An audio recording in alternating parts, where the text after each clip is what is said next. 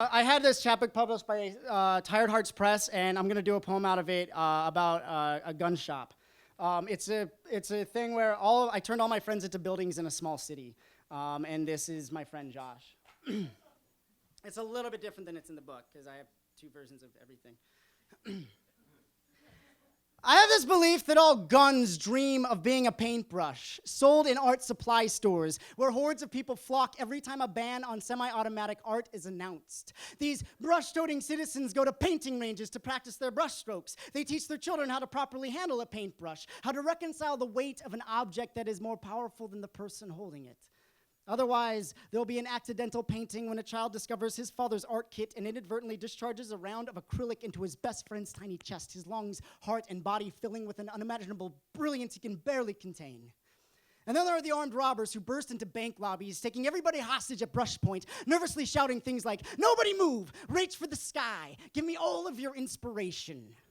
And the gangs that form in cities each represent their own unique art movements. The surrealists and the minimalists are bitter rivals, but the abstract expressionists are fucking ruthless. Turf wars and riots break out in the middle of the streets for the mere need of color alone, the aftermath revealing large-scale tributes to Jackson Pollock and Lee Krasner.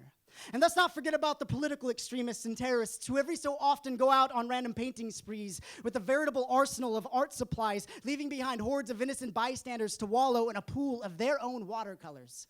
Now, politicians on the left would argue for strict art control. Politicians on the right would argue that any form of art control is a violation of our Second Amendment right to keep and bear arms, not arms. That was a typo.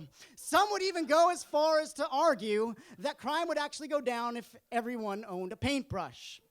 And so it makes sense that an instrument of destruction would desire to become an instrument of creation, given how the two acts are so inextricably intertwined, how the old is destroyed to create the new. You can't have dancing without destroying stillness. You can't have music without destroying silence. And any attempt to prove otherwise leads to madness, leads to the desperate attempt to pull every echo out of your ear canals and return it to the piano keys from which it sprung, which is as impossible as plucking a bullet from your chest and returning it to the chamber from which it exploded. The only difference between an artist and a criminal is how you choose to destroy. So yes, all guns dream of being a paintbrush, dream of being held in the hands of an aspiring artist, ready to render a masterpiece, finger trembling on the trigger, beauty bursting from the end of the barrel.